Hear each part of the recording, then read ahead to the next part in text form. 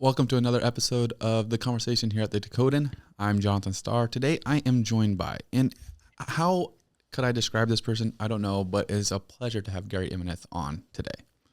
He is your former chair of the Indy GOP and Yes, sir. involved in many business dealings across North Dakota, obviously also host of Open Range on Beck TV. Thanks for joining us today, Gary. I appreciate you having me on. I look for the opportunity. I've caught some of your segments previously across the web, so I appreciate what you guys do up there in Minot. Absolutely. Thank you very much.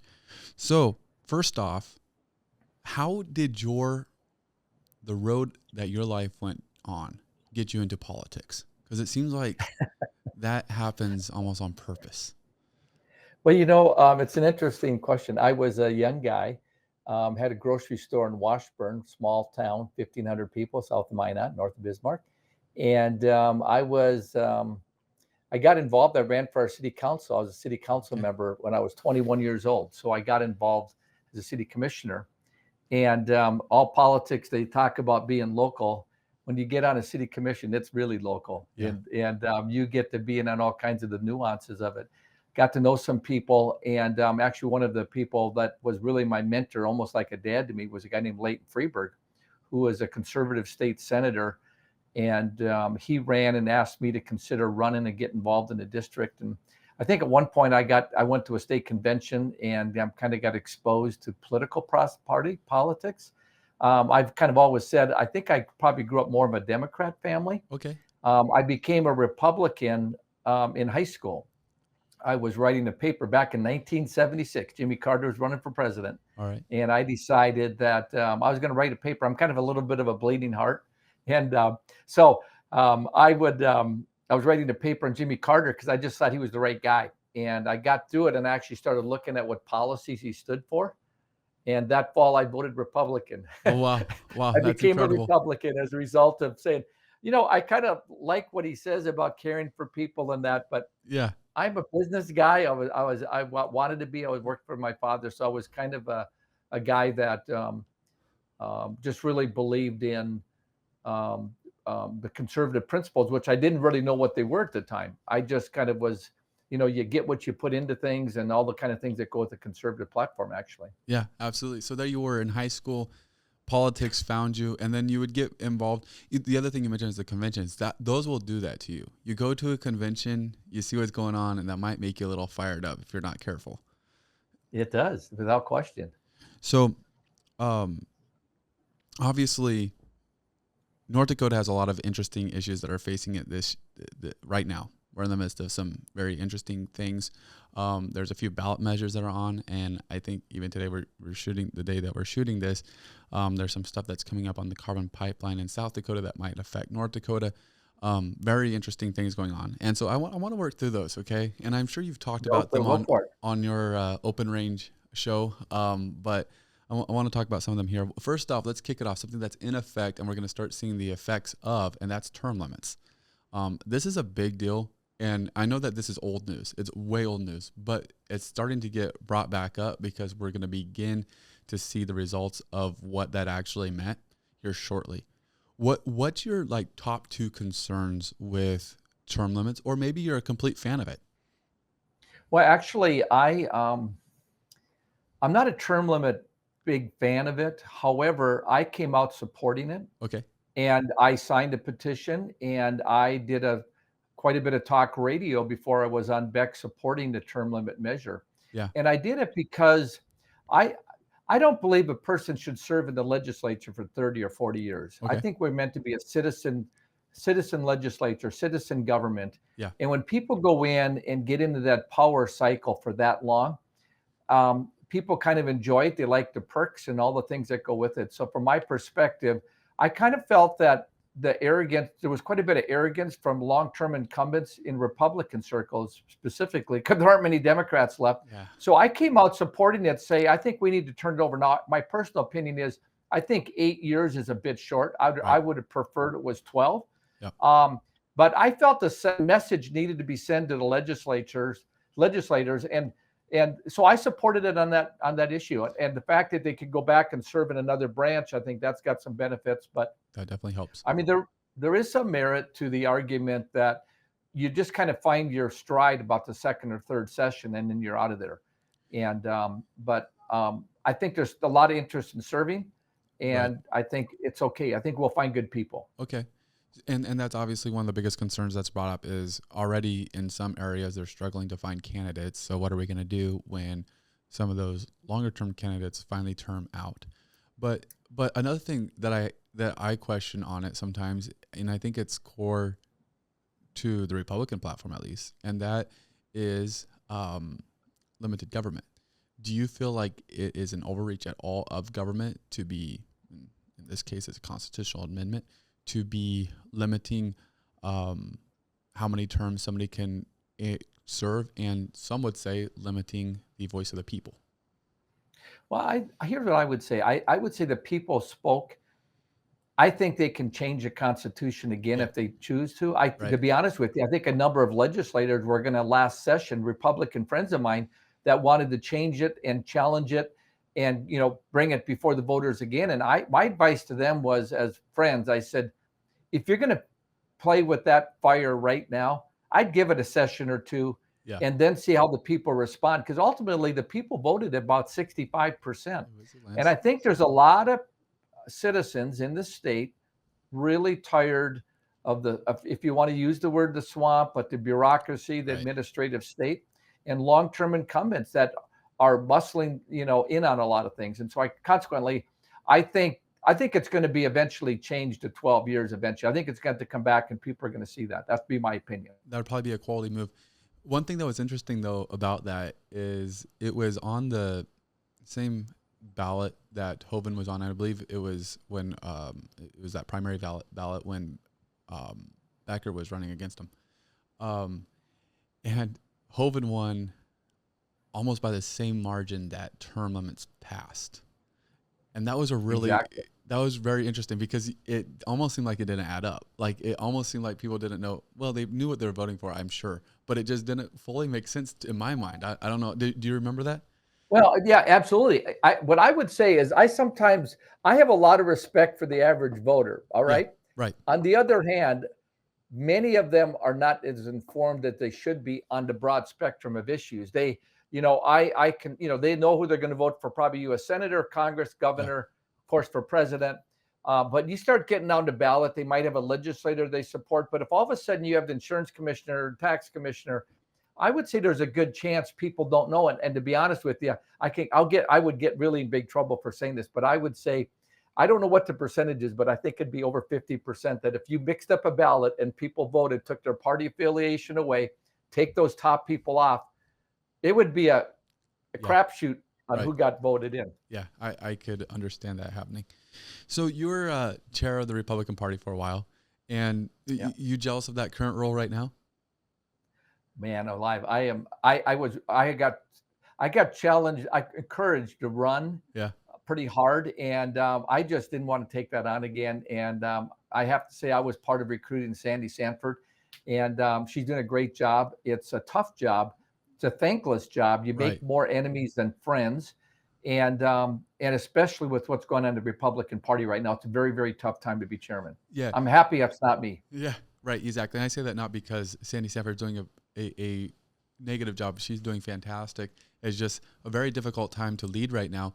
The Republican Party, they have a few things that keep popping up in the news, and it's not the good type of things. Do you think, my concern is that this is eventually going to cause irreparable harm that cannot be fixed because the damages will be too great. Do you think there's a potential of that where the Republican Party gets too much slander in the news? So would you say slander, or would you say things like Ray Holmberg, and which is the facts? I mean, that kind of stuff trickles down, and it should have been dealt with years ago. I think there were people aware of it, and that kind of stuff is what will get the party in trouble. Yeah. I think they will self-destruct in time. I think there's the Democrats are so far left and they're so out of touch that I think it would be it would take something big for them to get back in power in a big way. So I just think they're irrelevant. I think it's more likely there could be a split in the Republican Party. Yeah. In fact, I used to tease the national committee man, Tim Purdon, who's now U.S. attorney, that he was former national committee man for the Democrat Party, and we used to run into him around social gatherings. And I would ask him if us conservatives could take over the Democrat Party since they're not using it, that maybe we could have some little fun with that. Yeah. And I mean, that's reality. They have to do something, or this one party system is not healthy. Right. It seems like there's a lot of damage that's being done right now simply because there's not a strong competitor to the Republican Party. And it's going to be interesting to see how that plays out this election cycle, because it feels like, at least in recent years, the Democratic Party is finally fielding some fairly competitive candidates, and that, Katrina Christensen, this is her year over year, election over election. She's finally starting to build up some numbers and steam, and it's going to be interesting to see if those numbers get a little bit closer. Probably not going to unseat Kevin Cramer, but it'd be interesting to see if those numbers tighten up a little bit. If that happens, do you think that will put a little pressure on Sandy and the Republican Party to make sure that there's a very clear, clean slate, starting with that image and stuff that we were talking about? Well, I think that there's, the election's 2.5 months away. Nothing's going to change it. I think Trygve Hammer is a good candidate, and with Julie Fedorchak could be a tighter race if the Democrats were more competitive statewide. But they have so many vacancies and seats that aren't being run in other uncontested races. When people get over that one side of the ballot and start checking the box, they just kind of keep on going down, in my opinion. And consequently, I think the Republicans are going to pick up seats in the House and the Senate. I don't even know how that's possible, but I think they are. And consequently, that's going to even hurt a candidate like Trygve Hammer, who is, fairly moderate and has some appeal that maybe could get to 45%, but he's going to struggle, I think, to get above 35. Yeah, I mentioned this, and this isn't talking about any of the candidates we just mentioned, but I was at an event in Minot, and they were introducing Kelly Armstrong, and it wasn't a political event. It was just an event, and future governor of North Dakota, Kelly Armstrong. And it's like, wow, that's sad. You have candidates from the Democratic side, and I say that's sad. I don't know that it really means anything, other than that there's not a lot of respect for the other side in their ability to compete. And that's something that we already talked about it, but that's something that hopefully does change here in the near future, in my opinion. Yeah, agree. Totally. All right. Let's jump back to some of these issues that are facing North Dakota. I want to go to property taxes, and this is a big one. All right. First off, about the measure that's on the ballot. Yes, sir. Where do you feel like this would be a good thing for North Dakota if it passed? Absolutely. I support it. I support eliminating property taxes. And the reason I do is the legislature, the governor came in last session at about $18.2 billion. Now that includes general fund and all the spending across federal spending and all that kind of stuff that comes in play. The legislature came in at $19.6 billion. They increased spending 1.4 over what the governor asked for.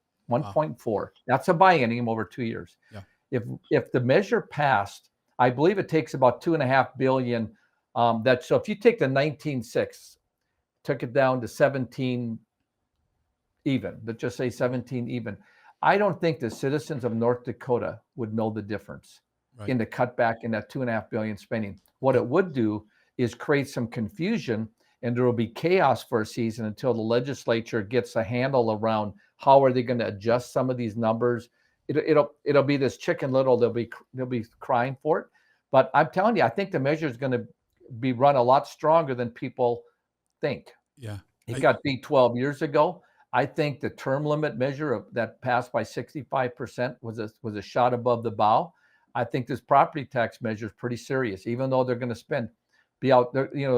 Those Ford are going to outspend those. They're going to get outspent bad. But the industry and all the people in the oil industry doesn't want it because they hate that dependence upon just oil. But we have the money to do it. And it would be a huge economic boom for the state of North Dakota. And they never factor that into it. That's a good point. You only talk about the bad thing. We don't talk about the good things. Good things do not sell. Only bad things sell. So that's all that people want to talk about. But obviously some of that funding is potentially coming out of the legacy fund. And do you like there's a lot of talk about that. You get people up in arms about that on either side. Some say it has money, it'll figure itself out. You're not concerned about the legacy fund getting depleted over I, time. I don't think they need to tap into legacy fund. I think the people that are trying to kill this property tax measure, they're using that we want to take the legacy fund money away and do that. I personally don't think they need to do that. We have enough spending through crony capitalism. They spend $700-800 million a biennium, giving it to corporations, like the thing in Jamestown for fertilizer. That was 125 million. There's $500-600 million that they do. The state is supposed to, according to the Constitution, 100% fund education. They're not doing that. So those are kind of things that should be done. I think the money's there. I think we've spent a lot of money in infrastructure the last 10 years because of oil and gas. I think we can afford it. Mm-hmm. And I don't think they have to tap into the legacy fund one penny. But I guess that that's a threat to those that are against the property tax measure. And number two, legislators will want to use that so they can kind of rub people's face in it and say, well, you made us do it. It's just because the Republicans want to spend too much. I thought that wasn't one of their values. I thought Republicans don't like to spend money. They just ignore those values sometimes. Yeah, I guess. So one of the big topics also with it is local control. And this one's funny to me. I've had good conversations about it. But first off, what is local control? Good question. When I served on the city council, exactly.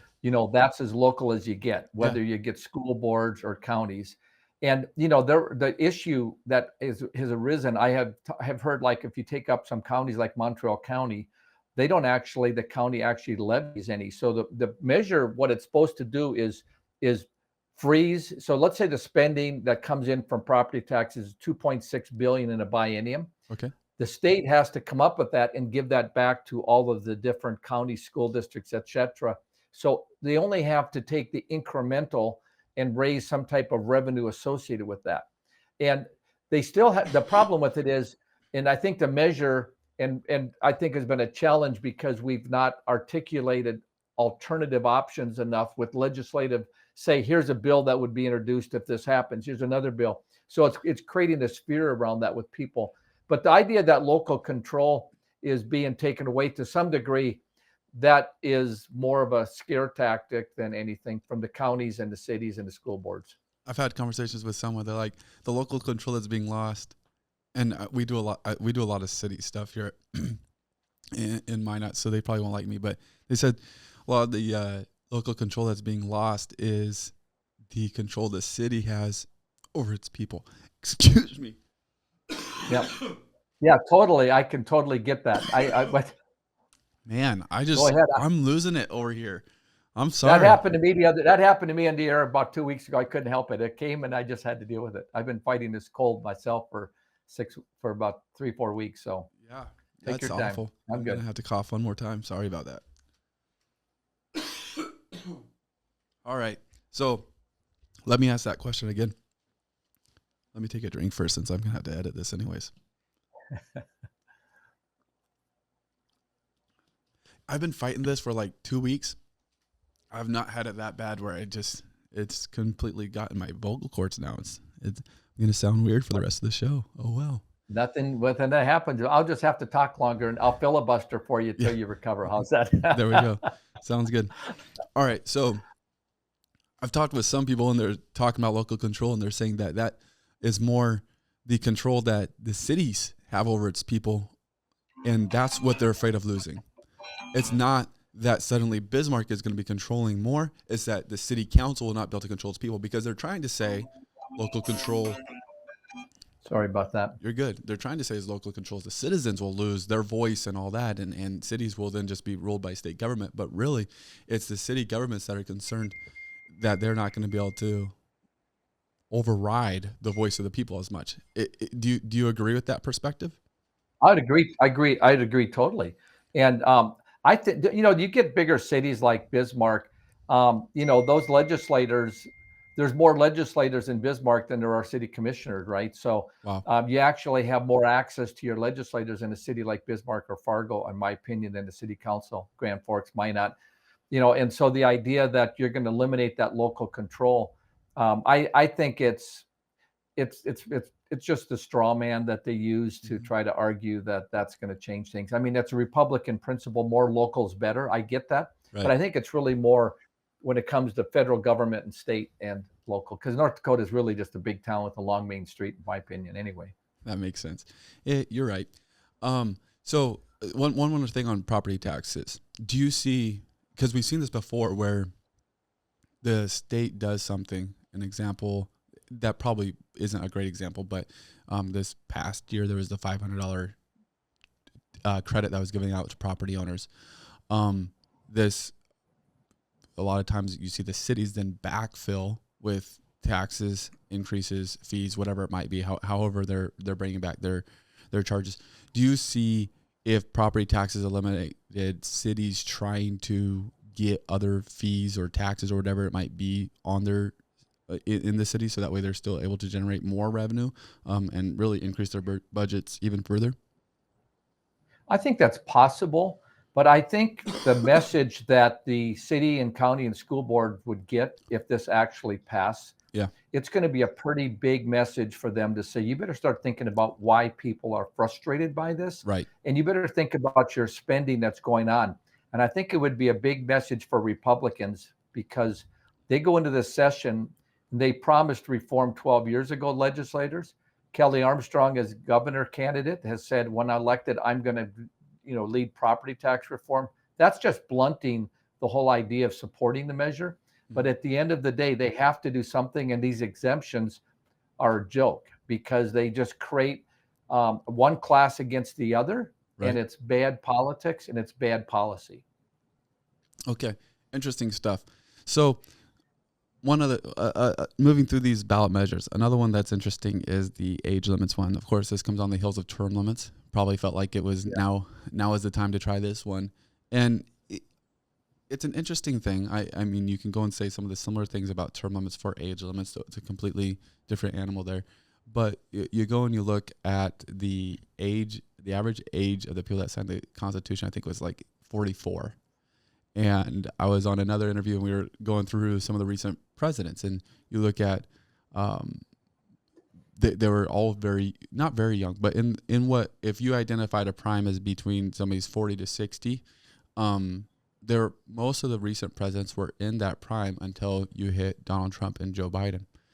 Do you think age limits would be good for North Dakota?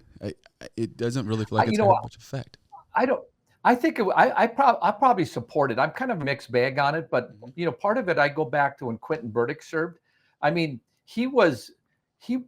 What happens is when people get down the road. I'm 65. I can tell you I can't do what I did when I was 45. And Right. 15 years from now, I'm hitting 80. I'm telling you, I just won't have the interest in some of those things. But what happens is the staff behind those people serving, Okay. they want to stay in power. Okay. Joe Biden, he probably got a stubborn streak, but at the end of the day, was it Jill that wanted to keep him there, or Right. was it his staff? They've Right. been, frankly, his staff been running the country for a long time. It looks like to me, from what I can tell. Yeah. And I think it's time. I mean, I'm going to support it because that age is that high. My inclination, I probably will, even though I sometimes think it's unnecessary. I think it was really designed to be a political issue to make a statement about age, to keep it on people's mind. But at the end of the day, Trump's going to win North Dakota by 65%. It's only a North Dakota ballot initiative. Yep. And I think it's going to be, I think it's probably a waste of time, but it would have kind of cleaned up a little bit on a few of our serving senators, like when Quentin Burdick, he needed to get out of there before he did. It, That would have at least dealt with that. it feels like a bigger push too to try to go and get some attention on the federal level, because a lot of time, or it seems like even term limits and age limits is something that's a bigger problem on the federal level than it is on the state level. North Dakota probably has some long-serving senators and some representatives, but I mean, recently there's been representatives or Dianne Feinstein. I believe she passed away while she was still serving, and she was very old, or above 80. So Mhm. it'll be interesting to see what happens there. So as we go into this political season, we've been in it, and we're getting close to election day. All right, we obviously have our big state races. What are some of the key things that you're looking for that kind of are maybe checkpoints that matter to you as far as how close races are? Are there any certain races more in the Fargo area, Bismarck area that you're thinking are going to be pretty tight, that's going to be interesting, that people should keep an eye on? I think on the state level, Trump will win big. Yeah. I think the statewide elected officials, everyone will be Republican. I mean, it's not going to be Right. close because they don't have a solid Yep. ballot. I think an interesting one in Fargo is Jared Hendricks running against, in a district where he's the district chairman. He's new to Fargo, was in Minot for a while. But the fact that the Republican incumbent is kind of teamed up with the Democrat is kind of a weird one. But I don't think they should underestimate what Jared Hendricks is capable of, because he works hard and he will run a very serious campaign. And I think a message would be shot above the bow by Jared winning. And it could be that the long-term incumbent or Republican there that has a lot of money, that spent a lot of money, could be the one that gets beat out of that, because it's an interesting district. And so when I look at across the state, there just aren't a lot of interesting things. And that's the danger of people. If Donald Trump wasn't running, people might not even want to vote at all because they really don't care. That's scary. I think that's It scary. is scary. I think that there needs to be some care that's given. It doesn't have to be everything. It doesn't have to be the only thing that people invest their attention in, but there should be some concern about the things that are going on the ballot, and even these ballot measures that are completely shaping the future of North Dakota. But with term limits, age limits, whether you're for or against, it don't matter. There should be a lot of care that is given for them. Another thing that will be interesting on the ballot, actually, before that, you mentioned Jared Hendricks. Yeah, that's an interesting race. And one thing that's interesting about that is he's been, there's been some heavy punches that have been thrown down there between articles that have been written and things that have been going on. That's definitely one that people should keep their eye on. If you at least want, it's a great example of what North Dakota is going through in their political, I will call it divisiveness a little bit. There's definitely some interesting things. Without question, when you take a look at when the districts reorganized, and there's 47 districts that elect the chairman when Sandy got elected. I mean, I think the conservatives won 7 of the 9 districts in Fargo with West Cass County. And when that happens, there's a shift occurring, just like what happened in Minot. You're in Minot, boy. But Minot, used to be liberal Republicans. We used to have Republicans up there. I remember when Kevin Kramer and I was the executive director, and he worked for me as a communication director for the party. We would just kind of scratch our head over these liberal Republicans in Minot. One was Janet Wentz. I mean, there was a number of Republicans they voted more Democrat than Republican. You guys in Minot have turned that into a conservative bastion of what goes on. And it just shows that the citizens are with you because they're getting elected. Right. Can that happen in Fargo? That's a good question to be asked. In time will tell if that can happen. Right. See, that you bring up an interesting thing, and it's one that I've asked often. You may have heard it before, but has the Republican Party over the last 30, 40 years morphed,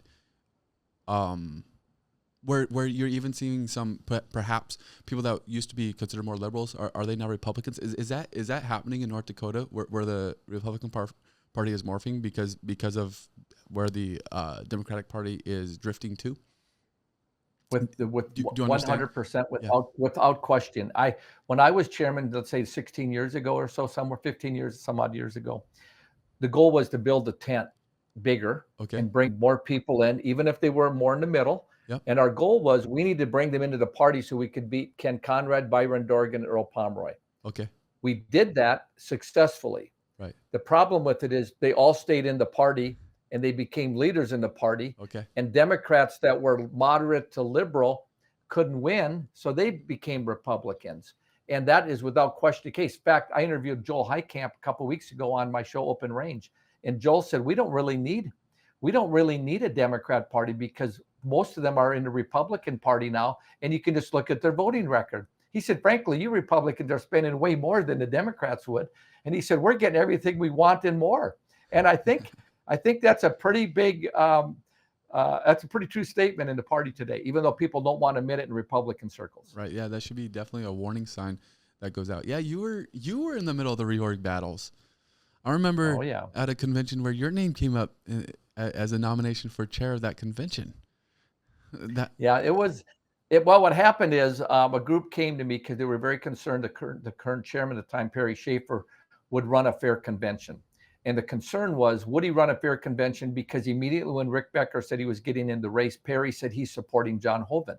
Well, as chairman, you're chairman of all Republicans, and when I was chairman, that meant liberal, moderate, conservatives. I had to be chairman for all of them. I could be, more conservative, but if anybody wants to run, you have to support them right, because the voters will decide in the primary or the convention who that candidate would be. So what happened is when Perry came out, some of them called me and says, that's wrong. And I said, I agree. Perry should have not taken a position. yeah, So as time went on, they said, I don't know if he'll run a fair convention. So they asked me if I would consider running in the convention to chair it. I said, no, no way, no how.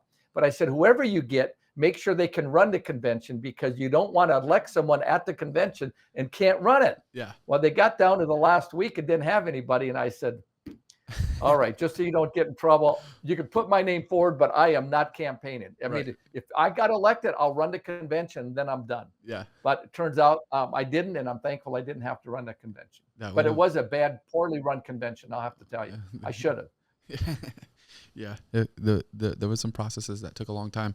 All right, one last ballot measure. We're almost through them all, and this one's the most interesting one. It just recently got on, and it's been on a few times, but this time, 19,000 signatures got this recreational marijuana back on the ballot for November.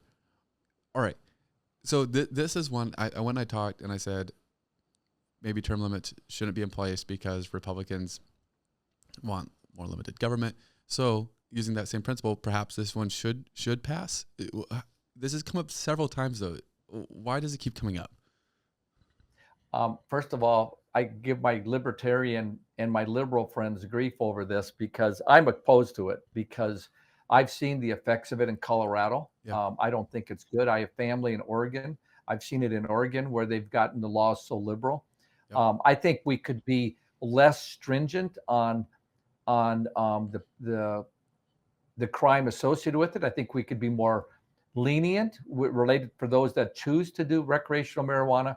But when you open it wide open, it affects the workplace, it affects driving, it affects the public, it affects me because I don't want to be around it, but I have no power over it. Yeah. We don't want to let you smoke in a restaurant, but we're going to let you sit outside of the place and have a joint in front and harass. So I'm opposed to it for that reason. I don't think it passes again. Unless there's a low voter turnout. If the voter turnout, I mean, the primary, only 20% of the people turned out that could have voted in the primary. If we have a low turnout because people aren't motivated, it could pass. Yeah. But if we have high turnout, I don't think it passes, my opinion. Yeah. That's an interesting thing.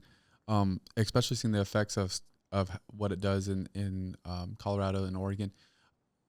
I think sometimes you can also look at patterns, even just at stuff that is allowed, such as tobacco use and even alcohol, and you see how accessible that stuff is.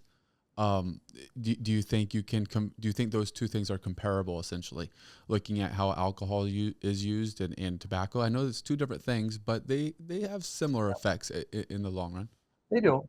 Yeah, they do. I do think that the legislature has passed more strict laws for driving and drinking. Right. And I think the fact that if you they're going to have to put some more tighter constraints in if they pass it. If they just leave it pretty loose end on tax on related to the marijuana and just kind of say recreation, do whatever you want to, I don't think people are ready for that. Yeah. I think if you created a little bit more, some bumpers around it, I think the citizens are moving more towards libertarian positions.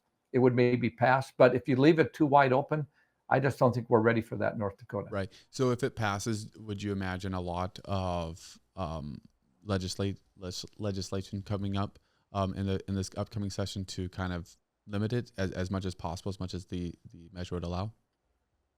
I think there would be some because there's a pretty conservative bent from some of the legislators on social issues. I think you would see some things coming forward that could be cleaned up related to some of the bad side of it that you're seeing in places like Colorado and or in Oregon. Yeah, definitely some interesting things to keep an eye on. So we're coming to a close, but I'll put you on the spot. This is probably one of the more harder questions. I've talked about pretty much topics that people have been tracking.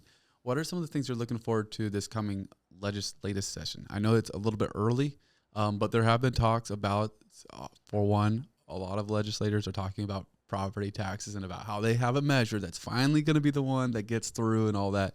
And that's because they're worried about the one that's on the ballot in November. What are some things that you might would expect coming out of this year's session or next year's session? One of the things that I would really like us to see is to focus on education. I personally would like us to do more with charter schools, school choice, some type of voucher program. I think we got to give parents more tools for what they want to do for raising their kids. I think there has to be pushback against United ND, the teachers union. I think that because of what's going on, they've put a lot of pressure on moderate Republicans to support the union and that side of it. And that consequently they've shut down the whole concept of school choice. And I don't know why they're threatened by it, because there are a lot of great teachers out there that in the public school system. But the private citizen that is actually paying property taxes to support education and then having to pay tuition for their kids to go to a parochial private school or even the homeschoolers, I think education's got to be a big step in that area. The property tax issue, the voters are going to set the stage for that. I think there will be some reform. I think there will be a push for eliminating income tax altogether, and I think that would be over. I think it's overdue. That should be done anyway, because we have enough of a thriving economy that we can support all of that.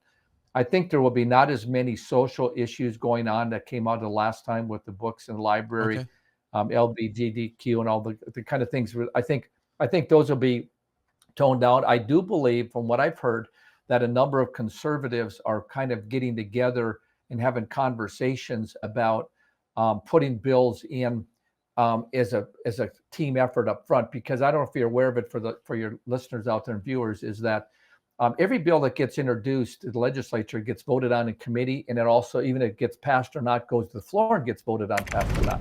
The other thing is the legislative council. If someone has an idea that I want to deal with, a boy playing against girls' sports, and I as a legislator want to draft a bill, the legislative council keeps that in privacy for that legislator to work through that. They don't say, hey, there's 7 other people working on similar things. Why don't you get together? They do not do that. Okay. Consequently, you'll have one bill that has like 9 bills that almost are all alike. Yeah. So then 8 of them got to get killed if they want to get one passed. Right. And I've been critical of some of my conservative legislators. Said, you guys got to get together before the session, have a program, and get behind some policy positions like Newt Gingrich did back many years ago when we got back in control of the Congress, and lead as a team. Right. Then you can get some stuff done, and then you vote on it once rather than 9 times, and then the public doesn't perceive that's all they talk about. Right. Because you had to vote in committee, you had to go out on the floor, and there's all this activity around it. I said, I think that's been bad press. Right. So I do think you're going to see some coordination between conservatives to improve that this time around. No, that's huge. I was hearing some talk about that. And it's a really interesting point, because you spend, a lot. I was talking with one of the representatives. They spend a lot of time in session just working through it, and like you said, you don't know the other 9, and so then they get voted down because it doesn't meet everybody. So you already have a huge supporting cast if you're able to go that way. That could be really efficient and have better stuff. Maybe we'd already have property tax reform if that was done. Amen. Good. That's a good point. All right. Well, it's been good talking with you. Appreciate you making time. Thank you. Absolutely. My pleasure. Thanks for having me. So go shout out the Open Range show that you have. So my Open Range show airs on Beck. You can go to Beck TV and download the app on your telephone, your smartphone, smart TV, the Beck TV app, and then you can find my show Open Range, and you can watch all the previous episodes, any episodes on demand when you want. Otherwise, you got to tune into the Beck. My show's on Monday through Friday at 9 p.m. Open Range, and it airs the next day at 8 a.m. Central. So I get 2 hours of TV time on Beck Monday through Friday, and we cover a lot of range of subjects from politics, energy. I do a Glory Days interviewing old jocks from sports. We're doing a little bit on some stuff with faith. I'm having a Bible professor in next week on talk about the Reformation. So we just have lots of fun covering a lot of subjects. So when I came up with that, I said, if it's Open Range, I can do anything I want in any subject. So whatever pops in Gary's head, who knows where he's going to go with that, but that's what we're doing. Sounds like a blast. So, all right. Thank you very much. Thank you for watching this episode of The Conversation here at the Dakotan. Be sure to follow us on Facebook, like and subscribe on YouTube, become part of the Dakotan community. Thank you for watching this, and have a great day.